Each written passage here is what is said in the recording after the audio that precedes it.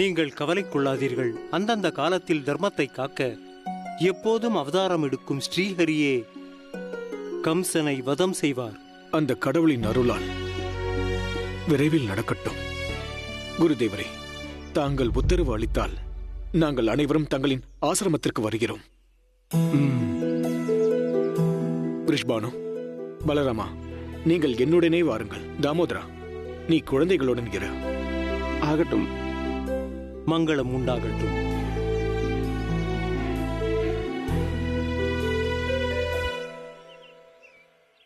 அருகிலும் நதி இருக்கிறது.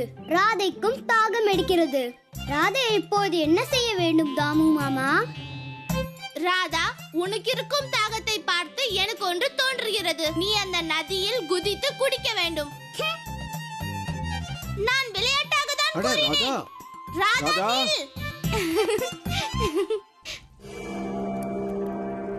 சுவாமி பக்தியின் தாகம் இன்னும் தீரவில்லையா குரூரரே? கடவுளே, அந்த இடத்திற்கு ரெண்டகம் செய்யாது பிராணிகள். கடவுள் கம்சனுக்கு தெரியாதது எதுவும் கிடையாது. ரிஷ்பானுவின் மகளை குருதேவர் கர்காச்சாரியாரின் ஆசிரமத்துக்கு அனுப்பியது நீதான். கடவுளே, அதை நான் உங்கள் நன்மைக்காகத்தான் செய்தேன்.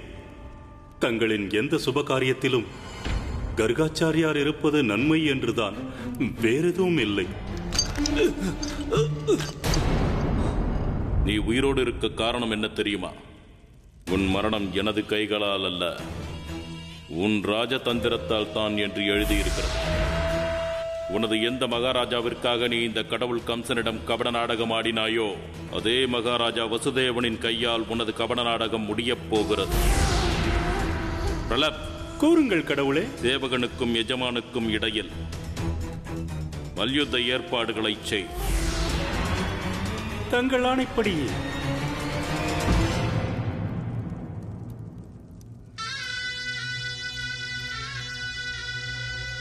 மனதார யுத்தம் செய்ய வேண்டும். ஏனென்றால் இந்த மல்யுத்தத்தில் உயிருடன் மிஞ்சப் போவது ஒருவர் மட்டுமே. பிரலப், கூறுங்கள் கடவுளே. இந்த மல்யுத்தத்தை காண விரஜ மண்டலமே இங்கு கூடியிருக்க வேண்டும். ராஜதந்திரி அக்ரூரருக்கும் மகாராஜா வசுதேவருக்கும் இடையில் நடக்கும் போட்டி அல்லவா? நிச்சயமாக.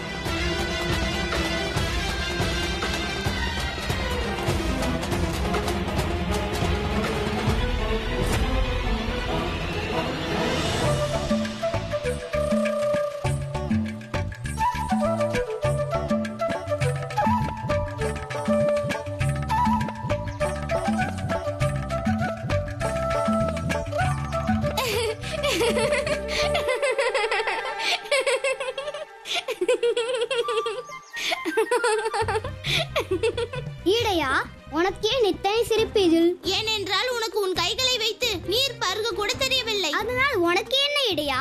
கையும் எனது, வாயும் எனது, தாகமும் எனது.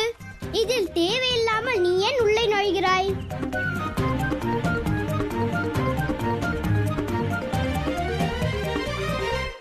இடையா, நான் ராதை ஆவேன். நான் சிறிது நேரத்திலே எதையும் கற்றுக்கொள்வேன். கோபிகையே, நானும் அறிவேன் உனது சிறிது நேரம் எத்தனை நீளமானது என்று. அதுவரை நீ தாகத்துடன் இருப்பாயா? இடையா, நான் எந்த ஒரு வேலையும் மற்றவருக்காக செய்ய மாட்டேன். ஆனால் எனக்கு ஒரு விருப்பம் ஏற்படுகிறது. உனது கரங்களால் நீர் குடிக்கலாம் என்று. அதனால் உனது கரங்களாலே நீர் குடித்துக் கொள்கிறேன். சரி, சென்று நீரெடு. சரி சரி நச்சரிப்பு கோபிகையே, ஆனால் முதலில் நீ இந்த நதியில் குதித்து விடு. பிறகு நான் உனக்கு நீர் அளிக்கிறேன்.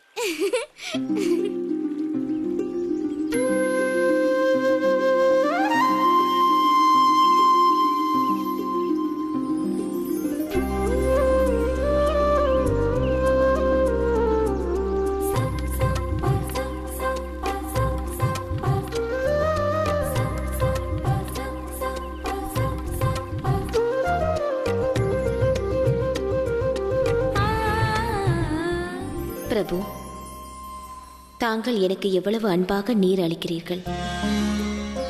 இதற்கு பின்னால் ஏதோ லீலை உள்ளது போல் இருக்கிறதே. லீலையா? தேவி, இதற்கான அர்த்தம் யாதெனில் என் அன்பின் மீதே தாங்கள் சந்தேகம் கொள்கிறீர். சந்தேகம் வரத்தானே செய்யும் பிரபு. தாங்கள் இப்பொழுது ஒரு செயலில் இரு பலனை பெறுபவராயிற்றே. தேவி, நான் புரியும் காரியம் எதுவானாலும் என்றும் எனது குறிக்கோள் ஒன்று மட்டுமே. அது யாதெனில் தங்களை அடைவது மட்டுமே.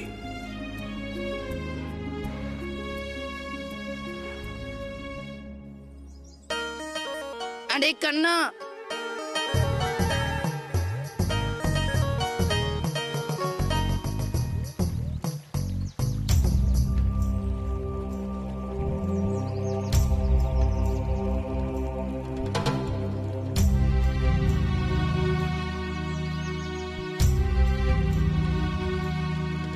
எத்தனை வேலைப்பாடான பானை. யாரும் இல்லாத இந்த இடத்தில் இப்படி ஒரு பானை எப்படி வந்திருக்கும்?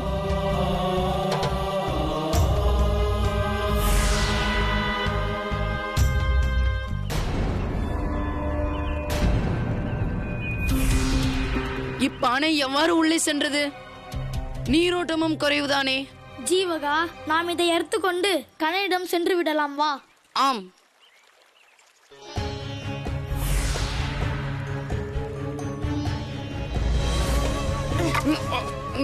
இதை என்னால் தூக்க முடியவில்லையே.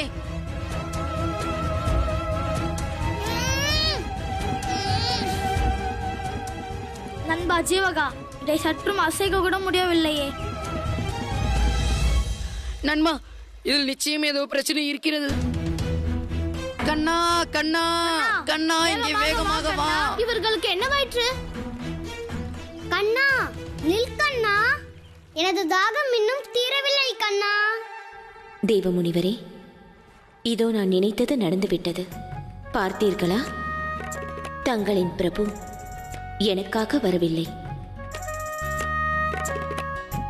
நான் அறிந்த வரையில் அவர் இந்த பானையை எதிர்பார்த்துதான் இங்கு வந்திருக்கிறார். நாராயண நாராயண, தாயார் கூறுவது சரிதானே பிரபு.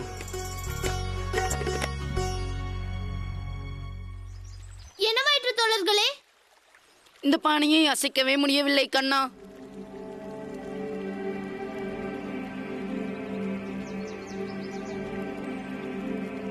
அப்படியா? ஆமாம். இந்த பானை லகுவாகத்தானே இருக்கிறது.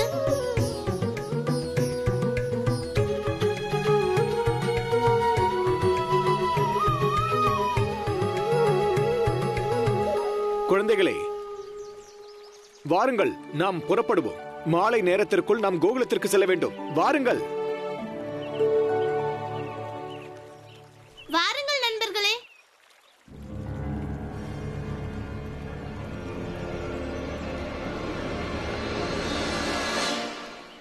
வந்து விடுதாமா, சென்று விடுவோம்.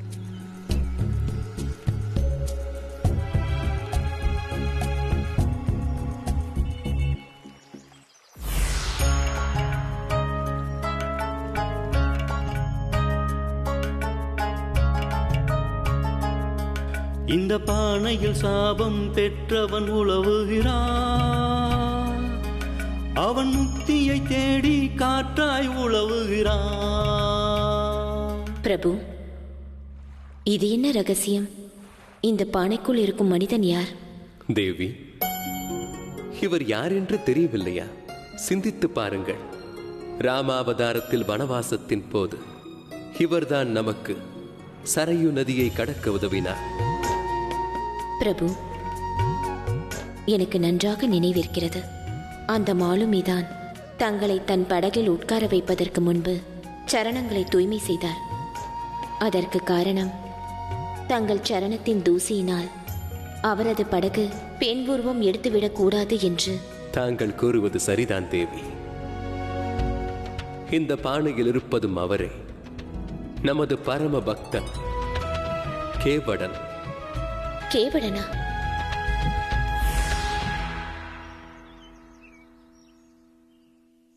கண்ணா, நீ ஒரு சிறு குழந்தை. ஆனாலும் உன் தாயை விட்டு விட்டு பெரிய பெரிய காரியங்களை செய்ய போகிறாய். உன் தாயை நினைத்து உனக்கு கவலை இல்லை இல்லையா? தாயே, உங்களை தான் நினைத்துக் கொண்டே இருந்தேன். அதனால் தான் அண்ணனையும் அப்பாவையும் உடனே அழைத்து வந்து விட்டேன். நீங்களே சொல்லுங்கள், நான் செய்தது தவறா?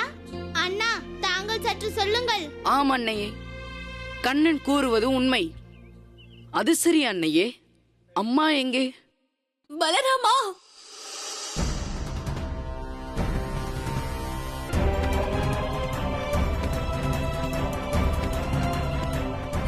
அம்மா! பலராமா!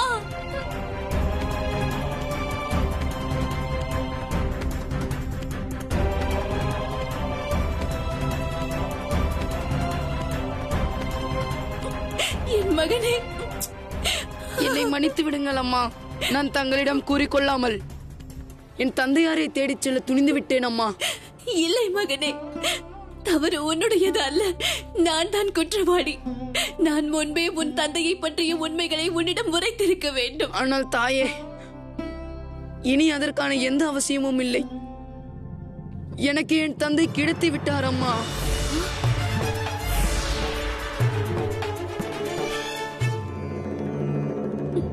பலராமா, நீ நீ என்ன கூறுகிறாய்? ஆமம்மா, மதுராவில் நான் மகாராஜா வசுதேவர் மற்றும் தாயார் தேவகியை சந்தித்தேன். அவர்கள் என்னை தம் புதல்வனாக ஏற்றுக்கொண்டார்கள். அதனால் இனி எனக்கு மகாராஜா வசுதேவர் தான் என் தந்தை ஆவார்.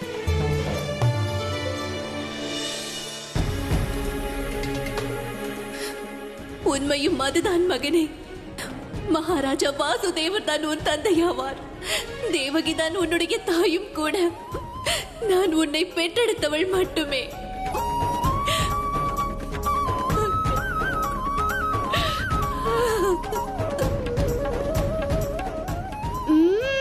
எத்தனை சுவையாக இருக்கிறது.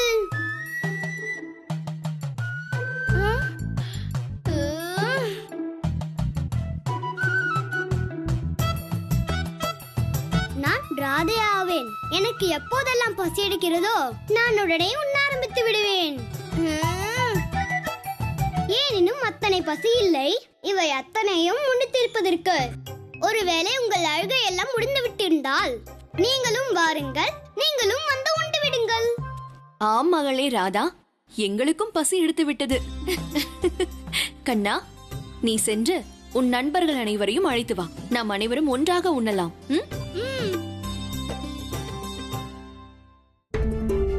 நடந்தவை எல்லாம் நன்மைக்காகவே. இவை அனைத்தும் பார்க்கும் பொழுது அந்த கடவுளின் லீலைதான். ஏனென்றால் பலராமனின் தந்தையிடம் அவனை சேர்ப்பதற்காகத்தான். சமயம் பார்த்து பானை விட்டு வெளியே வரவே வேளை பார்த்தானே. பானையின் உள்ளே தவம் தவம் பரம்பொருள் தேடி. பிரபு, இது என்ன? கேவடன் மண்பானையில். தேவி, நினைவிருக்கிறதா? சரையு நதியை நாம் கடந்த பிறகு நான் கேவடனுக்கு ஊதியத்தை அளிக்கும் பொருட்டு ஒரு கணையாழியை அளித்தேன். ஆம் பிரபு. பிறகு உங்கள் பரம பக்தன் கேவடன் ஊதியம் வேண்டாம் என்று கூறிவிட்டார். பிரபு, தாங்கள் செய்வது என்ன? நான் தங்களின் அடிமை. நான் எவ்வாறு தங்களிடம் ஊதியம் பெற்றுக்கொள்வது? கேவடா, எந்த ஓர் உறவையும் விட மேலானது உழைப்புக்கான ஊதியம். ஆதலால் நீ இந்த ஊதியத்தை பெற்றுக்கொள்ளவே வேண்டும். பிரபு, தாங்கள் இந்த அவலைக்கு ஏதேனும் செய்ய வேண்டும் என்றால் தங்களை எப்படி நான் ஆற்றை கடத்தி விட்டேனோ அதே போன்று இந்த பிறவி பெருங்கடலை கடந்துவிட தாங்கள் எனக்கு உதவ வேண்டும். இதுதான் எனது உழைப்பிற்கான ஊதியமாகும். ஆகட்டும். பிரபு, அப்படியானால் மரணத்திற்கு பிறகு கேவடனின் மனம் தடமாறிவிட்டதா? தங்கள் மீது அவர் கொண்டிருந்த பக்தி மாறிவிட்டதா? பிறகு ஏன் அவருக்கு இந்த நிலை? இல்லை தேவி, மரணத்திற்கு பிறகும் கேவடனுடைய மனதில் என் மீது எல்லையற்ற பக்தியே இருந்தது. என் வைகுண்டத்தை வந்தடைந்த பிறகும் அவர் ஒவ்வொரு நாளும் உலகின் 7 புண்ணிய நதிகளிலிருந்து நீரை கொண்டு வந்து என் சரணங்களை தூய்மைப்படுத்துவார். கோவிந்த ஹரிநாம சங்கீர்த்தனம் குலம் காக்கும் ஸ்ரீ கிருஷ்ண திருமந்திரம்.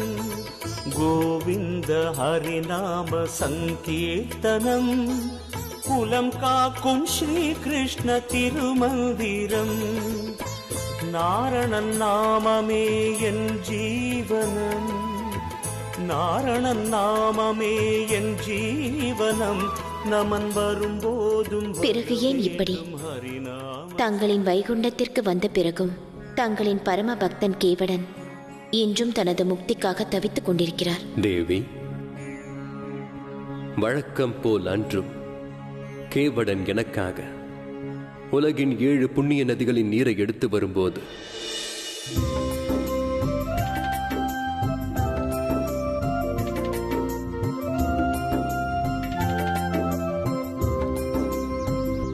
நில்லடா செவிடனே.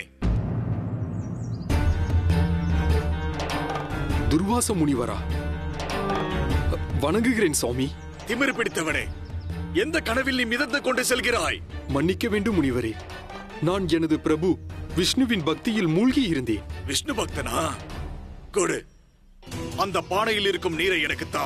முனிவர் அவர்களே, இந்த பானையில் 7 நதிகளின் புனித நீர் உள்ளது. இதை நான் எனது பிரபுவிற்கு மட்டுமே அர்ப்பணிக்க முடியும். துர்வாச முனிவரின் ஆணைக்கு இணங்கவில்லை என்றால் என்ன விளைவு என்று உனக்கு தெரியுமல்லவா? மன்னிக்க வேண்டும் முனிவரே, தங்களுக்கு நான் இந்த நீரை தந்துவிட்டால் பிறகு என் பிரபு காத்திருக்க வேண்டியிருக்கும்.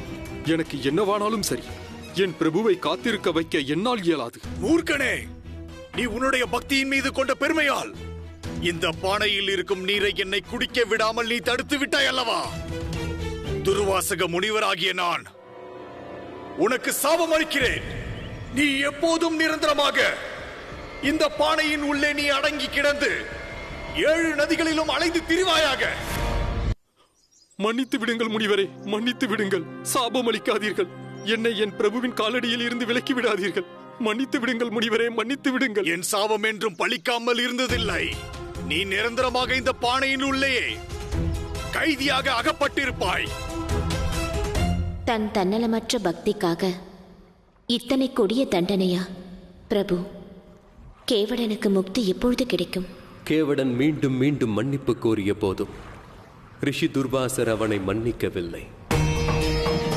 அதிலிருந்து வெளிவரும் மார்க்கத்தையும் அவனுக்கு சொல்லவில்லை. துர்வாச முனிவர் இத்தனை ஆணவம் கொண்டிருக்க கூடாது. சரி, இப்பொழுது கேவடன் முக்தி அடைவது எவ்வாறு பிரபு? தேவி, சாபத்தின் காரணமாக துன்பமடைந்து கேவடன் அதே பானையில் முடங்கி என்னை காண வந்தான்.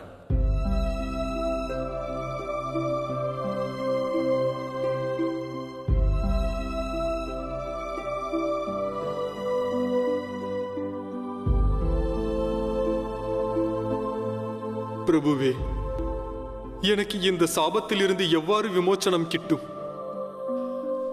இந்த பானையில் முடங்கி கிடக்கும் சித்திரவதையிலிருந்து எப்பொழுது எனக்கு முடிவு கிடைக்கும்? எவ்வாறு இந்த பானையில் இருந்து நான் விடுபட்டு வெளியே வருவது?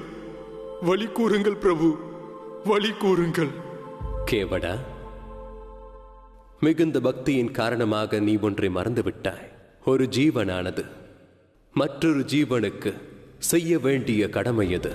இவ்வுலகில் மிக உயர்ந்த பக்தியானது ஜீவ சேவையாகும். அது யாதெனில் பசித்த ஒருவருக்கு உணவளிப்பது, தவித்துக் கொண்டிருக்கும் ஒருவருக்கு தாகம் தீர்ப்பதாகவும் இருக்கலாம். கேவடா, நான் துவாபர யுகத்தில் கிருஷ்ணா அவதாரம் தரிக்க உள்ளேன்.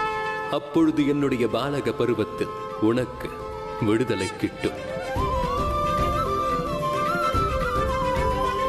தேவி,